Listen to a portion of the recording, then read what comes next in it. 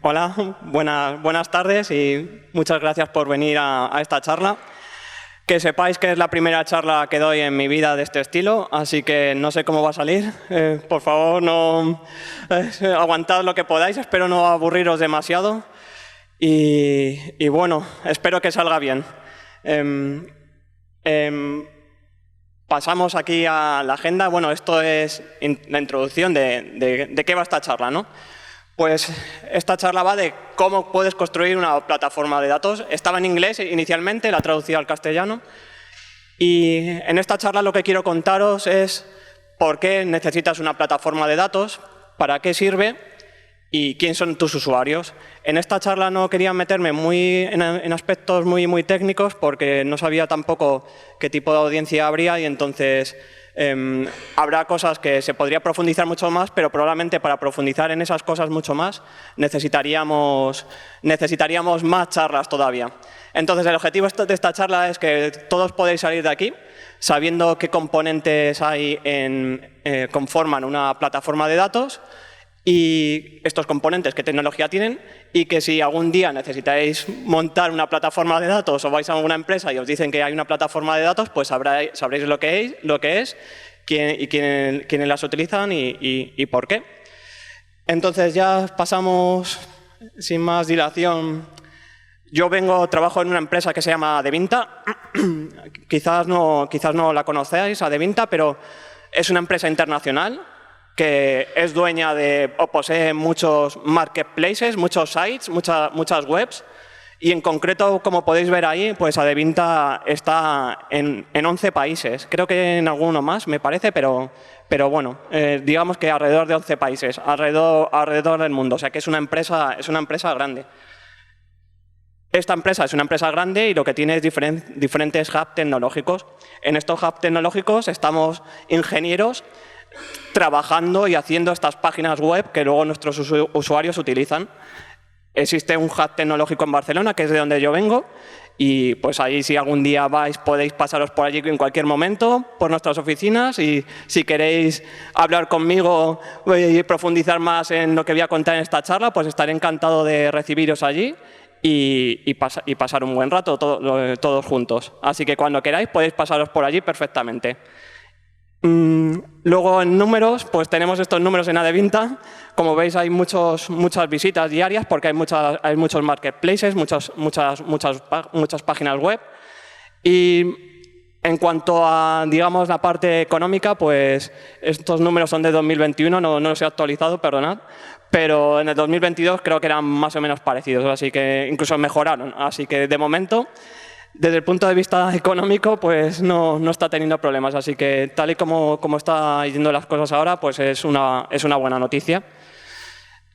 Aquí podéis ver todo esto que hablamos, muchas páginas web alrededor del mundo y en concreto en Europa, pues Adevinta posee estos marketplaces, estas web.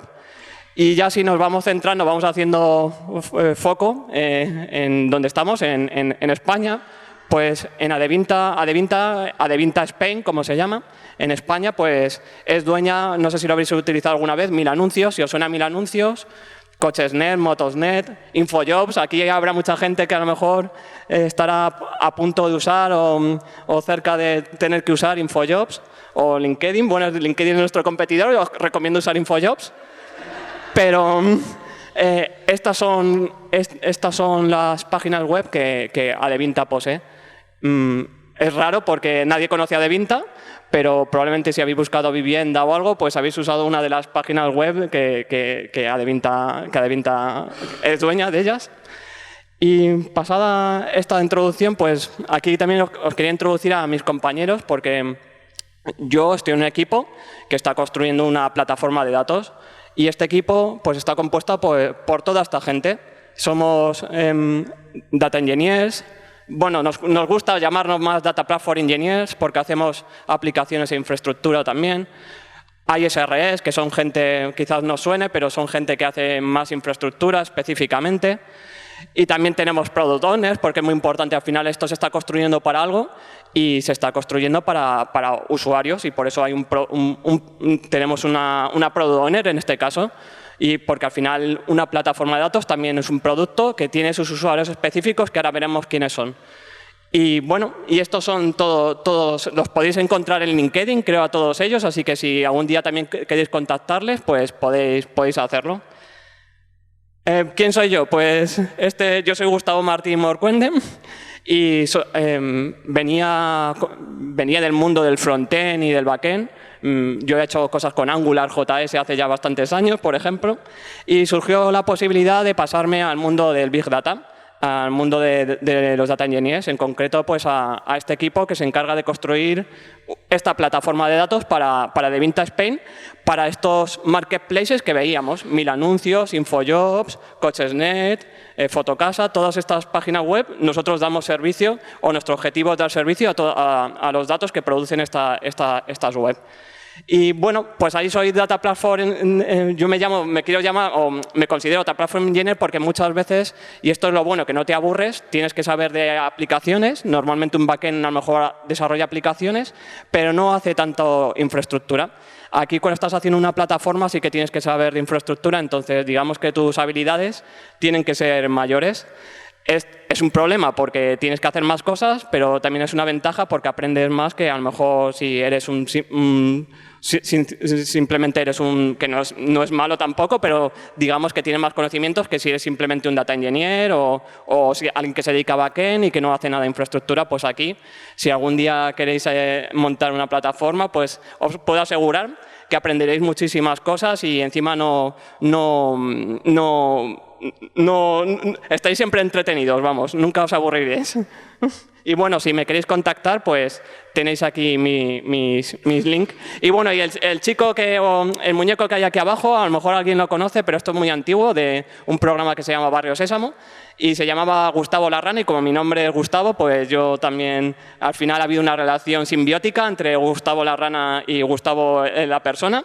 Y bueno, Gustavo Larrana al final era un personaje bastante exitoso, si te paras a pensar en ello, y espero yo algún día ser tan exitoso como Gustavo Larrana. Así que, y bueno, ya sin más dilación, vamos al turrón, ¿no?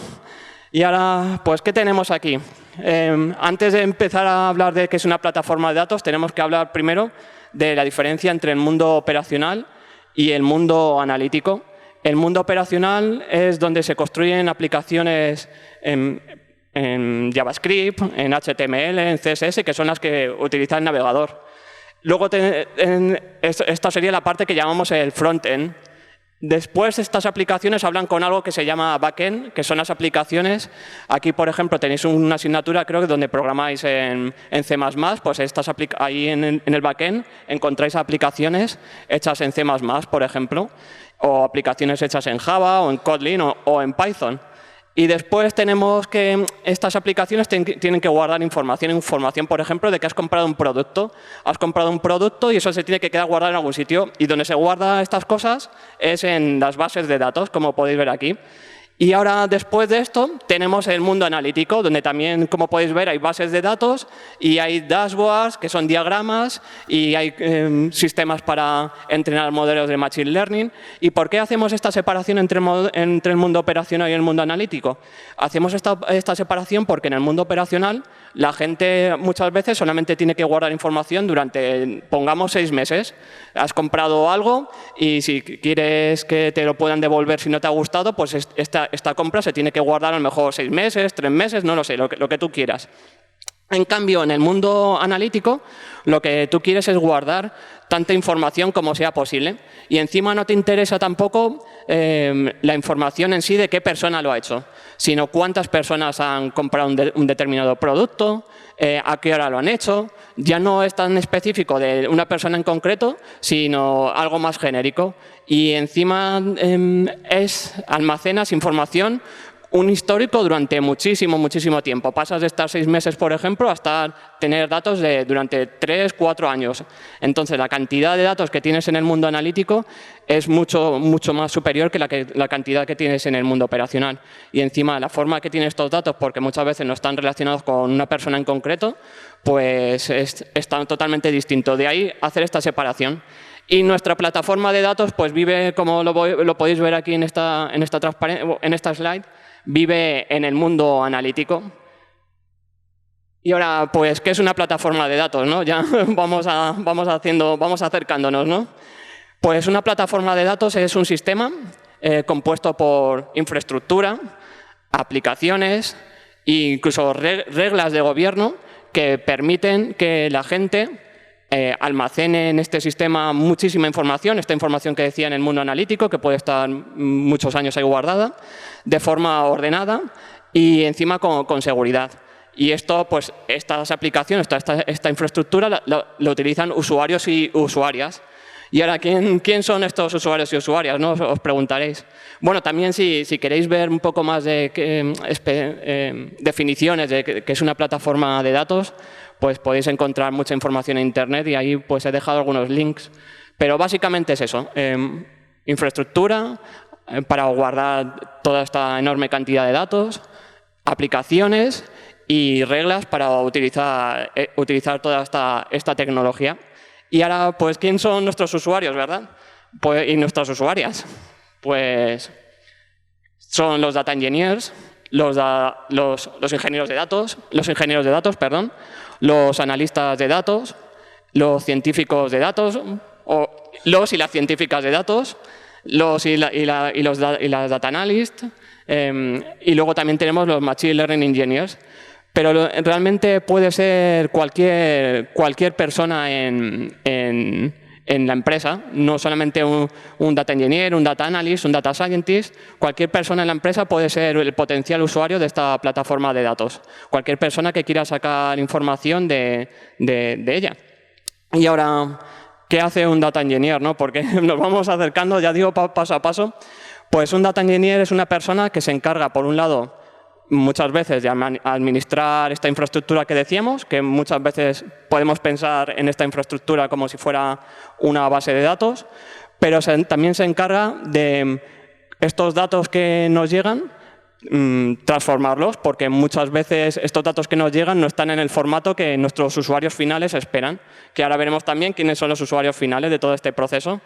Entonces, el data engineer necesita administrar muchas veces esta infraestructura, que son bases de datos, o pueden considerarse bases de datos, y también necesita utilizar aplicaciones para hacer transformaciones en estos datos y proporcionarlos a otros usuarios que vamos a ver ahora, para que estos usuarios puedan hacer cosas con ellos, y ahora vamos a ver qué pueden hacer con ellos.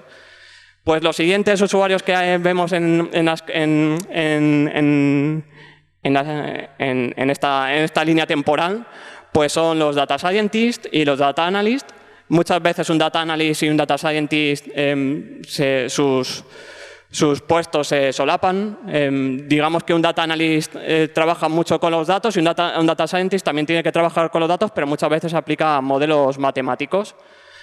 Pero ambos usuarios y usuarias, ambos utilizan datos que están en esta, digamos, base de datos, no son bases de datos especiales, pero ambos usuarios cogen estos datos y ¿qué hacen con ellos?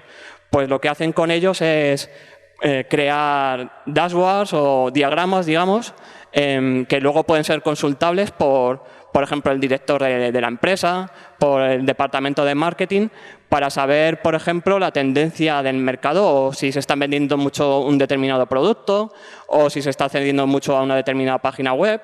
Pues estos usuarios, los data scientists y los data analysts, se encargan de generar estos diagramas que al final son los que tienen utilidad.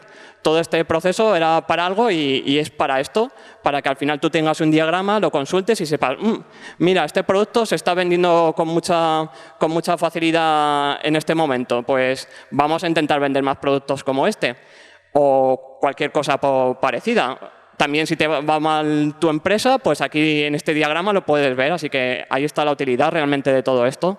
Y luego tenemos también usuarios como los Machine Learning Engineers, que esta gente ya lo que hace es entrenar modelos de Machine Learning. Ahora habréis oído mucho ChatGPT, a lo mejor, OpenAI y así. Pues estos modelos de Machine Learning lo que necesitan es una gran cantidad de información, que justamente era lo que estamos mencionando aquí en el mundo analítico, en estas bases de datos. Y estos modelos de Machine Learning, por ejemplo, lo que hacen es recomendarte cosas. O sea, si tú tienes en tu base de datos que siempre un determinado tipo de usuario en tu base de datos digo analítica, que un determinado tipo de usuario a una determinada hora siempre compra un determinado producto, pues un modelo de Machine Learning, cuando llegue un usuario parecido, le va a recomendar, por ejemplo, ese producto porque ha detectado que este tipo de usuarios y hasta ahora pues compra ese producto en concreto. Y para hacer esto pues hace falta gran cantidad de datos que están en estas bases de datos analíticas y hace falta entrenar tus modelos. Y esto es lo que hacen los usuarios de los Machine Learning Engineers. Y ahora, si tienes que construir una plataforma de datos, ¿por dónde puedes empezar? Pues puedes empezar por una solución simple. En esta solución simple, lo que vemos es que el mundo operacional que decíamos antes y el mundo analítico están juntos. Es una solución sencilla, puedes tener una empresa pequeña o en donde no tienes mucha cantidad de front-end, de back-end, no pasa como una de Vinta, que tenemos muchos sites, muchas páginas web. Puedes tener una solución simple donde simplemente en una base de datos, en la misma base de datos, tanto el mundo operacional como el mundo analítico pueden convivir. Aquí en esta base de datos podría ser, por ejemplo, un PostgreSQL y con eso probablemente podría sobrevivir.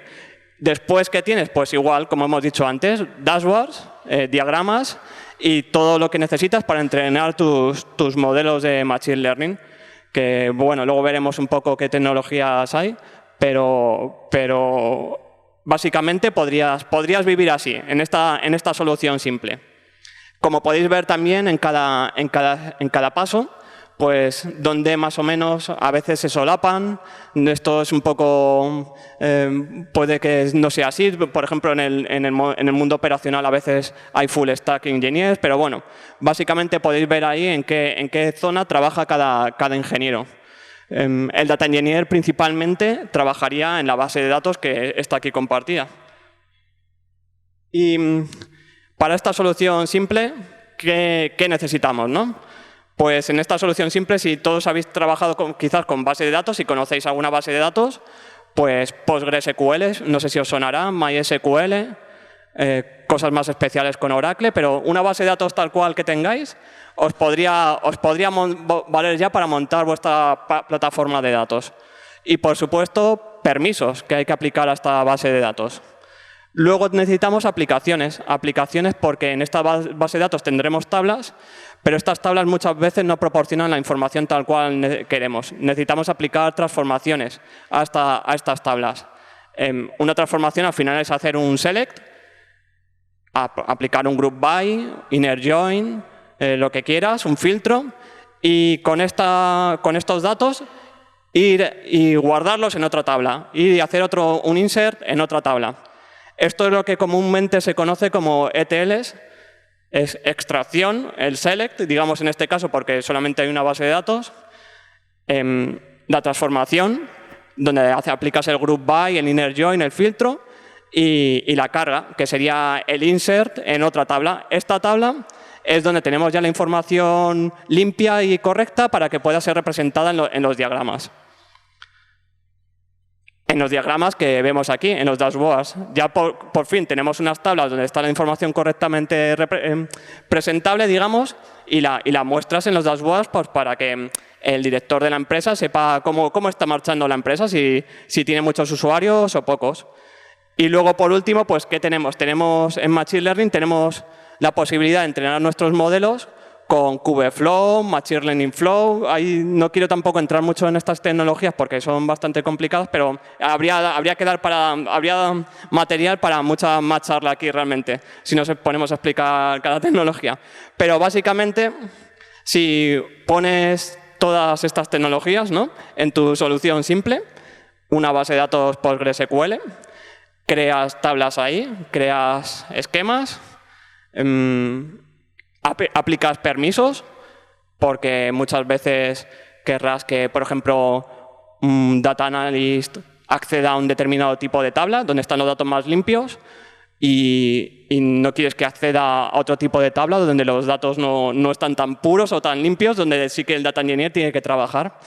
Y luego tenemos aplicaciones como Apache Airflow, esas aplicaciones que decíamos que hacían las extracciones, las transformaciones y las cargas, pues aplicaciones como Apache Airflow te van a ayudar. Te van a ayudar, ¿por qué? Pues Apache Airflow al final es un servidor web. Un servidor web donde lo que hace es cargar estas ETLs. Estas ETLs en Apache Airflow se programan en un lenguaje que se llama, de programación que se llama Python. Entonces, muy fácilmente, tienes que prepararlo un poco, ya entraríamos en el tema de integraciones continuas, continuous deployment. Bueno, esto ya sería otra charla también, pero muy fácilmente nuestros usuarios, los data engineers, los data analysts, los data scientists, pueden coger y cargar sus ETLs a este servidor web que se llama Apache Airflow. ¿Y qué es lo que hace Apache Airflow? Apache Airflow lo que hace es que te planifica tus aplicaciones. Bueno, te planifica, tú lo configuras para que tu aplicación se ejecute, por ejemplo, de forma diaria o de forma horaria. Lo que tú quieras. Si tú necesitas que un dashboard los datos se refresquen de forma diaria, pues tú cargas tu aplicación en Python en Apache Airflow y lo configuras para que tu aplicación se ejecute de forma diaria, de forma diaria o de forma horaria, y ya pues cada hora o cada día tu aplicación se ejecutará y el dashboard, el diagrama, que al final está viendo el director de la empresa, que es el que manda y el que te va a decir cuándo lo quiere, pues estará funcionando. Así que con esto tendrías ya las aplicaciones que llamamos ETLs. Tienes que instalarlo, por supuesto, pero bueno, con esta tecnología ya podrías tener esta parte. ¿Y ahora qué nos falta, no? Nos falta la tecnología para presentar los dashboards que decíamos, los diagramas.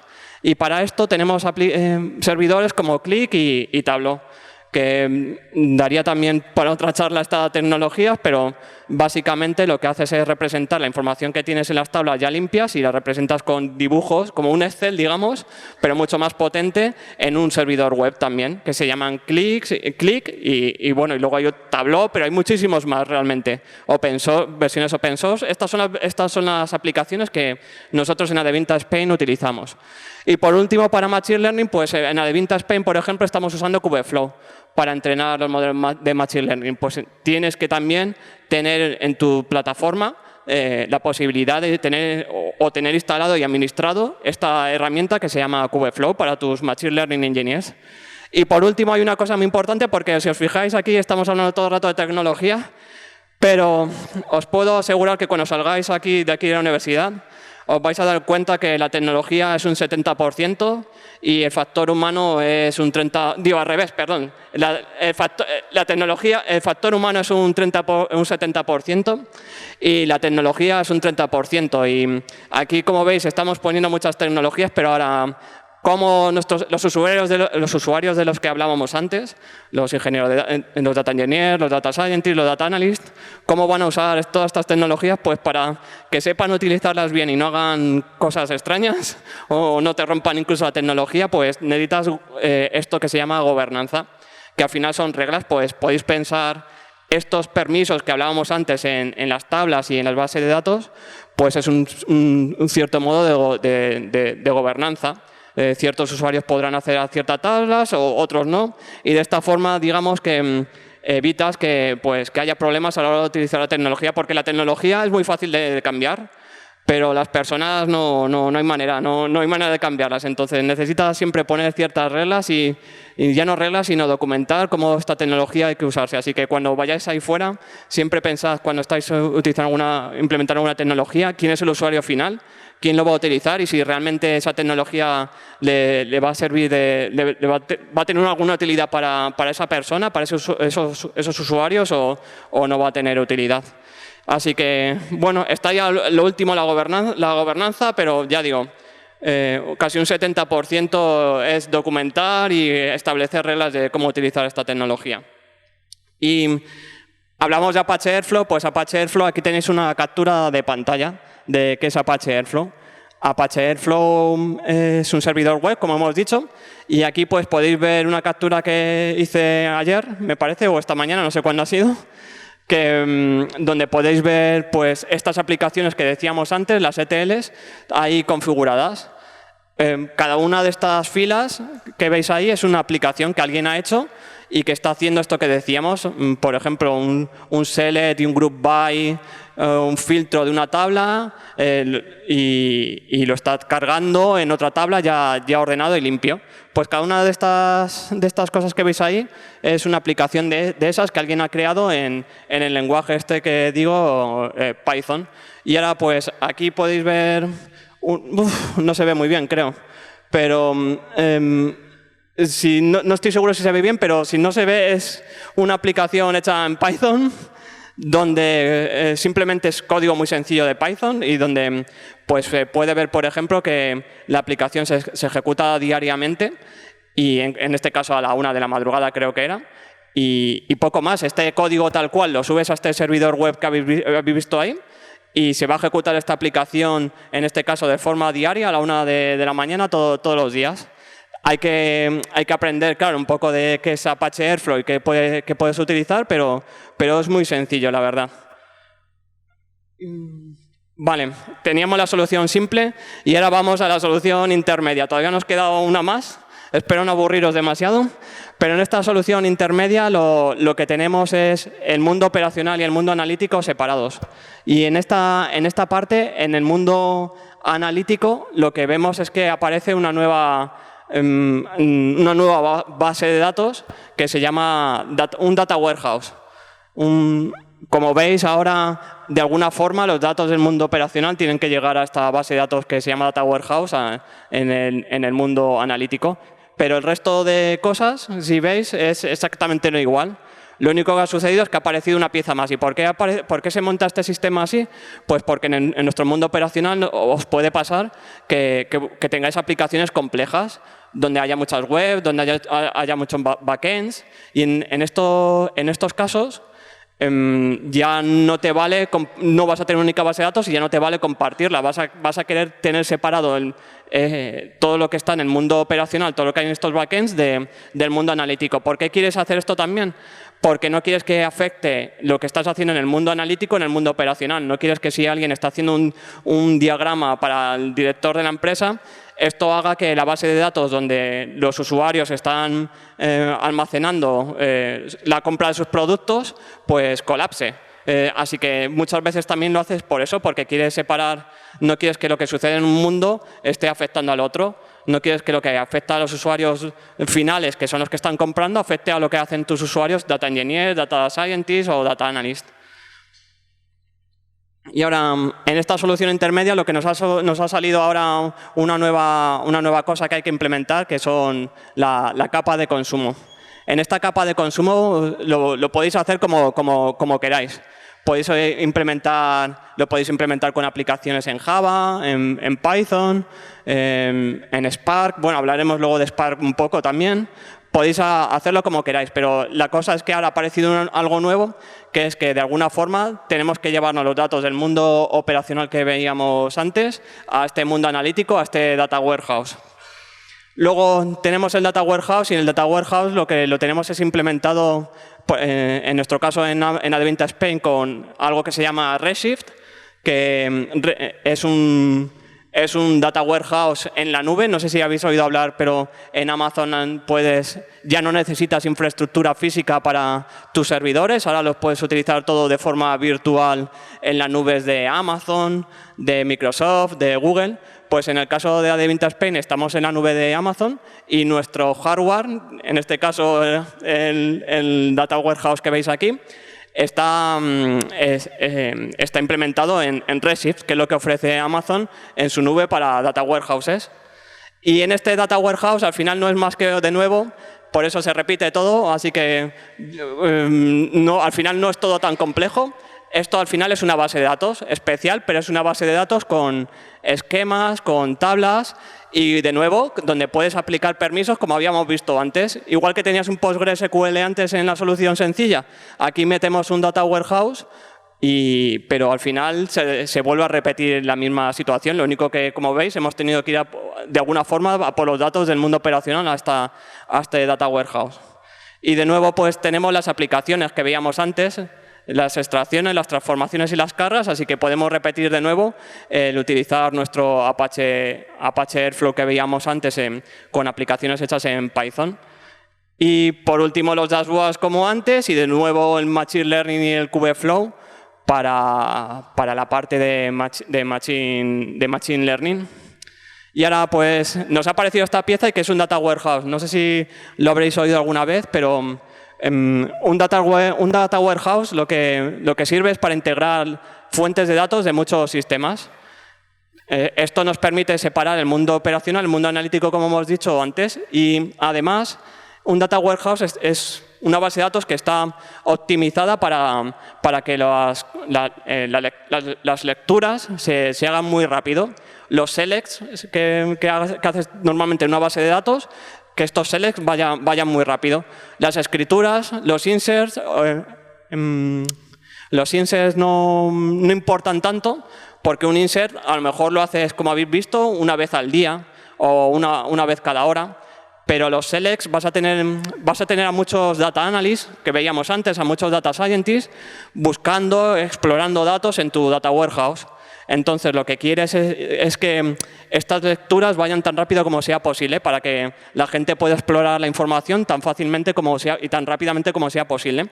Además, quieres que los dashboards pues, no colapsen. Si tienes cientos y cientos de diagramas que la empresa está utilizando, pues va a haber muchísimas lecturas en esta base de datos y no quieres que estos diagramas, que a lo mejor son vitales para el director de la empresa, pues colapsen para que puedan tomar sus decisiones. Así que estas son bases de datos especiales donde las lecturas están súper optimizadas. ¿Y qué logramos también con estos data warehouses? Como habíamos dicho, en el mundo analítico lo que queremos es un histórico de la información. Queremos almacenar tanta información como sea posible. Y en estos data warehouses pues, lo que te permiten es almacenar teras y teras de información. Y además de una forma que, como digo, luego puedes consultar y extraer fácilmente. Así que aquí puedes almacenar el histórico de todo lo que ha pasado en tu empresa sin problemas. Y ahora seguimos aquí porque, claro, en una base de datos normal, a lo mejor habéis oído hablar del modelo entidad-relación. En una base de datos normal tenéis el modelo entidad-relación, pero en un data warehouse que está optimizado para lecturas, no suele haber no hay un modelo entidad-relación. Hay lo que se llaman modelos en estrella o esquemas en estrella. Y en estos esquemas en estrella, que son modelos no desnormalizados, ya no es el modelo entidad-relación con muchos inner joins, aquí lo que tenemos son dos tipos de tablas normalmente. Tablas que se llaman tablas de hechos y tablas de dimensiones. En las tablas de hechos lo que tenemos es información del tipo, por ejemplo, yo accedo a una página web y voy haciendo clics en muchas zonas de la web, en muchos botones, y toda esta información de que he ido haciendo clic en un botón y otro se va almacenando, por ejemplo, a qué hora he hecho clic, en qué botón he hecho clic. Pero simplemente a lo mejor es información temporal. Pues esta información temporal, que es como un histórico, va a parar a las tablas que llamamos tablas de hechos. Son tablas enormes, con muchísimas filas. Pero estas tablas que tienen muchísimas filas no tienen una información que un usuario o un ser humano pueda interpretar, porque a lo mejor simplemente es esto un histórico de a qué hora yo, Gustavo, ha ido accediendo a una página web. Entonces, lo que surgen son tablas que llamamos tablas de dimensiones, donde tenemos la traducción de estos números que hay ahí que no tienen utilidad para un ser humano a algo que sí tiene utilidad. Pues, por ejemplo, en este caso, en la tabla de dimensiones podría aparecer mi nombre, Gustavo. Pues entonces, Gustavo ha hecho todos estos clics en la web a esta hora y lo estoy haciendo continuamente todos los días, quizás. Pues ahí en esta tabla de dimensión, que por tanto son mucho más pequeñas porque a lo mejor solo contiene, por ejemplo, mi nombre, pues es donde vamos donde almacenamos para lo que utilizamos las tablas de dimensiones. Entonces tenemos dos tipos de tablas. Tablas enormes con un histórico de todo lo que ha sucedido y tablas de dimensiones donde hay una traducción a algo que entiende un ser humano. Por ejemplo, en este caso, pues ya digo, mi nombre. ¿Y por qué hacemos esto? Pues porque no queremos hacer muchos inner joins. porque hemos dicho que queremos optimizar todo lo que sea posible la lectura y cuanto más inner joins tengas, peor. Entonces, aquí lo que se hace es evitar tanto como sea posible los inner joins. Como mucho 1 o 2 inner joins y ya deberías poder sacar la información que te necesita tu diagrama, como habíamos visto antes, que al final es donde va toda esta información, va a diagramas, a dashboards que la gente utiliza y que de ahí puede sacar información. Aquí podéis ver otra vez las tecnologías que empleamos. Como veis, no ha cambiado nada. Lo único que nos ha parecido ahora Redshift, pero igual, como sucedía antes, podemos seguir utilizando las mismas aplicaciones. Airflow para las ETLs, para los dashboards, en nuestro caso en Adevinta Spain usamos Qlik o Tableau, pero hay muchísimas más aplicaciones que os pueden dar la misma utilidad que podéis encontrar en Internet. Simplemente buscáis software similar a Qlik o software similar a Tableau y os saldrán muchísimas soluciones que podéis implementar. Con toda esta tecnología y de nuevo con la gobernanza que vuelvo a repetir, que es súper fundamental, pues podéis ya implementar vuestra propia plataforma de datos. Al menos sabríais qué tecnología podéis utilizar y cómo utilizarla. Y ahora hablábamos de que Redshift estaba en la nube, ¿no? En Adevinta Spain ya no tenemos prácticamente hardware físico, todo está en la nube. Y este Data Warehouse que está en la nube, ¿cómo se crea, ¿no? ¿Cómo lo ves el Data Warehouse, la máquina, ¿no? Que hay ahí, la base de datos? Pues en Amazon lo que tú ves es esto, una consola web ahí. Tú vas aquí a la consola web, das a un botón y ya tienes una base de datos enorme donde puedes almacenar teras y teras de información. Y ya está, así de sencillo. Luego tienes que pagar por ello, claro está, pero ya no tienes que configurar un CPD, no tienes que hacer absolutamente nada. Te olvidas de la infraestructura y te centras en lo que es para ti importante, que es el negocio. En este caso, pues la construcción de la plataforma de datos que estamos haciendo. Ahora, eso sí, jamás creéis infraestructura. Si alguna vez trabajáis en alguna empresa que utilicen Amazon, Amazon Cloud, Google Cloud, Azure, jamás hagáis infraestructura así, no vayáis a la consola web y levantéis a mano la infraestructura, porque lo que va a pasar aquí es que si dentro de 6 meses alguien quiere levantar la misma infraestructura, nadie se va a acordar de cómo se ha alimentado esta infraestructura. Lo que utilizamos nosotros, por ejemplo, en Adevinta Spain son lenguajes de configuración. También hay lenguajes de programación. En nuestro caso usamos lenguajes de configuración el lenguaje de configuración que estamos usando es Terraform. No sé si lo habréis visto, pero esto nos permite que si hay que volver a alimentar esta infraestructura por lo que haga falta, que seguro que va a haber lo que volver a levantar, pues no te tengas que acordar dónde has hecho clic. Ahí está todo configurado y lo puedes volver a ejecutar tantas veces como sea necesario. Y no sé si se va a ver porque lo mismo... esto se ve un poco mejor quizás, no estoy seguro. Pues... ahí veis, bueno, esto está abierto con el BIM, el VI, que no sé si lo usáis aquí también en la universidad, pero como veis, en 26 líneas de código de Terraform podemos levantar una máquina tan potente como es un Data Warehouse de Redshift y hacer queries. Y este código se puede ejecutar tantas veces como quieras que el resultado va a ser el mismo. Jamás utilicéis la web para crear la infraestructura. Y por último tenemos la solución avanzada, donde ahora aparece una nueva pieza más que es el Data Lake. El Data Lake vive en un S3, en nuestro caso es una solución también de Amazon S3 y en el Data Lake lo que hacemos es almacenar información de tipo archivos, logs, JSONs, que antes no estaban. En esta solución más avanzada ha aparecido algo nuevo que son logs y queremos guardarlos también porque queremos analizarlos. Y para guardar toda esta cantidad de información lo que utilizamos es algo nuevo que se llama Data Lake o Lakehouse. Y en el Data Lake o Lakehouse vive en algo que se llama S3, que también es de Amazon, que podéis pensar que es como un sistema de archivos distribuido muy barato. En esta solución avanzada volvemos a tener el consumo, pero ahora aparece el Data Lake o el Lakehouse que está implementado en S3. De nuevo es como un sistema de archivos súper barato donde podemos almacenar gran cantidad de información y encima es distribuido y no se puede perder esta información, vamos, es muy difícil que se pierda. Y es súper barato almacenar ahí. Puedes almacenar teras y teras de información de logs, que son archivos de texto que luego puedes consultar fácilmente. Y después tenemos el Data Warehouse, las aplicaciones y, como hemos visto antes también, los dashboards y Machine Learning. Al final es todo igual, lo único que ha aparecido esta nueva pieza, que es S3, que es un sistema de archivo donde almacenas texto y logs, muchísimos textos y logs que puedes interpretar. ¿Y con qué podemos interpretar estos textos y logs? Pues ahora lo veremos. Bueno, aquí os explicaba también un poco qué era el Data Lake y el Lakehouse, pero igual, sirve para almacenar texto, JSON, grandes cantidades de información de forma muy barata. Y para eso usamos S3, que de nuevo es como un sistema de archivos, pero no es un sistema de archivos realmente. Y si queréis ver qué hay en S3, pues aquí no sé si se aprecia perfectamente, pero podéis ver como una estructura de carpetas. No son carpetas reales y un archivo. Un archivo que hay ahí. Podría ser un archivo de log, podría ser un archivo de JSON.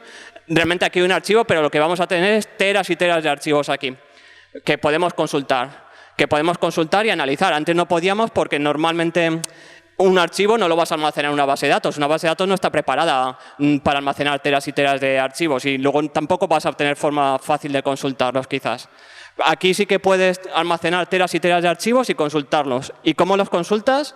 Pues ha aparecido una nueva aplicación ahí arriba que se llama Apache Spark. Para contaros también que es Apache Spark, pues haría falta otra charla también.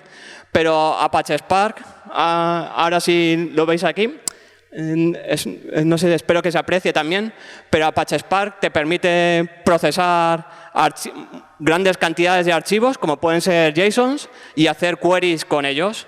En una base de datos puedes hacerlo también, pero no tan barato como lo puedes hacer en S3. En S3 tienes esta potencia de procesar grandes cantidades de archivos, analizar lo que hay en ellos y encima de una forma mucho más barata que si, por ejemplo, hubieras usado Redshift o un PostgreSQL o cualquier otra cosa. Aquí es muy barato, puedes almacenar grandes cantidades de archivos y procesarlos. ¿Y cómo los procesas y cómo los analizas? Pues con este tipo de aplicaciones que son Apache Spark. Y con esto ya he terminado, perdonad. Espero no haberos aburrido demasiado. Y espero que al menos salgáis de aquí sabiendo qué tecnologías podéis utilizar si en el futuro queréis montar vuestra propia data platform. Y si tenéis preguntas ahora o en el futuro acerca de estas tecnologías y queréis saber más, pues de nuevo, no dudéis en venir a hablar conmigo si queréis al hub tecnológico que tenemos en Barcelona o contactarme por LinkedIn, como queráis. Será para mí un placer porque aquí hay muchas tecnologías, muchas cosas que no sé si os habrá sonado raro, pero es muy difícil contar una única charla y podríamos estar con 3, 4 o 5 charlas más sobre todas estas tecnologías. Así que un placer haber estado con vosotros y bueno, espero que haya servido para algo esta charla. Muchas gracias.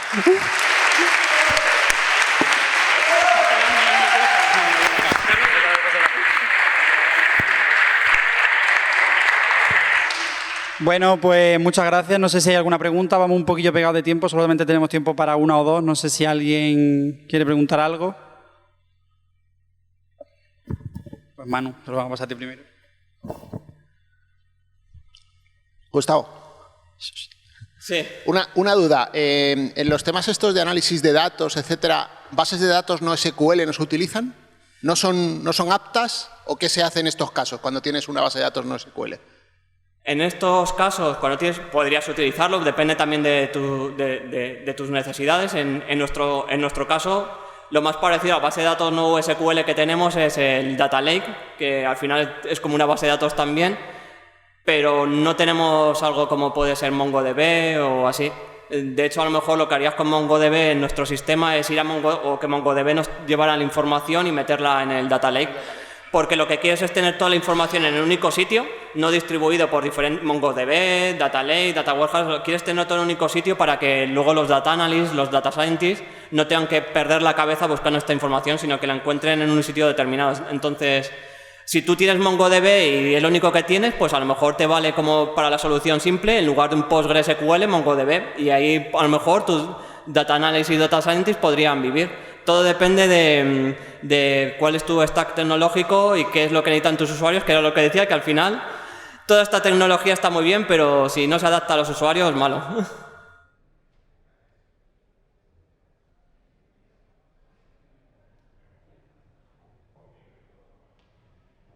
Hola, buena. Hola. Gracias por las charlas press de cómo montar esto aquí en un momento, de puta madre. Y yo tengo una preguntilla, tío. ¿Separáis las bases de datos del mundo analítico con el mundo operacional que nos ha quedado más o menos claro? O sea, me explico. Está claro que hacéis transformaciones y les ponéis luego tablas a los datacosas. Pero esas tablas que ponéis a los datacosas salen de putear a una base de datos, que sí, es la fuente de datos de los usuarios, ¿no? Entonces, está la fuente de datos de los usuarios del mundo real y luego la fuente de datos que en última instancia provoca las tablas de los datacosas. Sí. ¿Esas dos bases de datos están separadas? Pues, ¿En la misma? En la solución simple puedes tenerlo en la misma base de datos, pero en tablas distintas, porque normalmente la tabla que vas a usar para un diagrama no va a ser la misma tabla que donde vas a guardar que alguien ha comprado un producto, pero en la solución simple podías usar MongoDB, por ejemplo, si es lo que mejor se adapta a tu sistema, o no sería lo normal, pero bueno, o PostgreSQL o MySQL podría ser perfectamente en la misma base de datos. Eso en la solución simple. Luego ya cuando vamos a soluciones más complejas, donde hay muchas fuentes de datos, tener única base de datos para todo puede ser peligroso, porque va a haber mucha gente explorando la información, muchos data analysis, muchos data scientists, y pueden hacer que tu base de datos, tu engine, pues se vea perjudicado cuando alguien está explorando y alguien que quiere comprar un producto no pueda comprar el producto porque alguien está intentando hacer un diagrama estúpido que a lo mejor no tiene tanto valor como que alguien pueda comprar ese producto. Así que muchas veces sí se intenta separar los engines por eso, porque no lo que está sucediendo en el mundo analítico no afecte al mundo operacional, que es el mundo real, como decías. Y es que no sé cómo va a ir de tiempo, tío, pero o sea, como el problema más gordo que os encontráis, o sea, ¿cuál es el punto de presión de esto? ¿Cuál es digamos, si esto es lo más delicado y si apretamos aquí nos cargamos todo lo que hay detrás? O sea, a nivel base de datos, a nivel machine learning, a nivel transformación de datos, o sea, ¿cuál es así como lo más crítico, digamos? ¿Cuál es el más crítico? ¿En qué sentido? Hay muchas cosas críticas, la verdad, pero... En el sentido de me voy a cargar la base de datos y tumbo todo, o me va a fallar una transformación. Bueno, eso siempre todo. Tienes que... El trade-off, ¿no? De qué es lo que necesitan mis usuarios, qué presupuesto tengo también y qué tecnologías puedo emplear y sobre todo, sobre todo tener métricas de qué está pasando en tus bases de datos. Si tú ves que tus usuarios no necesitan tener esta separación y la base de datos pues funciona correctamente, no tienes problemas de tamaño de disco, no tienes problemas de rendimiento, pues perfecto, no tienes por qué hacer esta separación. Pero si ya tienes muchas fuentes de datos, pues ya lo normal es que quieras que en el mundo analítico, si en el mundo operacional hay muchas fuentes de datos, que solamente tengas una fuente de datos en el mundo analítico. Para los analistas, los científicos de datos, no tengan que ir y rebuscar por todas las bases de datos. Entonces, si en tu empresa tienes muchas bases de datos, lo normal es que no hagas que un data scientist o un data analyst vaya por todas esas bases de datos, sino que vaya a una base de datos en concreto, que es, por ejemplo, el data warehouse o el data lake. Eso, por ejemplo, si tienes muchas fuentes, muchas bases de datos, lo normal es que sí que intentes poner una específica para que no se vuelvan locos buscando la información por todas las bases de datos. Esa podría ser otra razón, el que tengas muchas fuentes y quieras una sola para la parte analítica y ahí puedan buscar en ese único lugar todo lo que necesitan. Pero también puede ser en temas de performance, depende de la situación. Sí, podemos estar aquí todo el día, ahí desde el hardware hasta el software, todas las capas. Bueno, pues muchas gracias, Gustavo, ya vamos...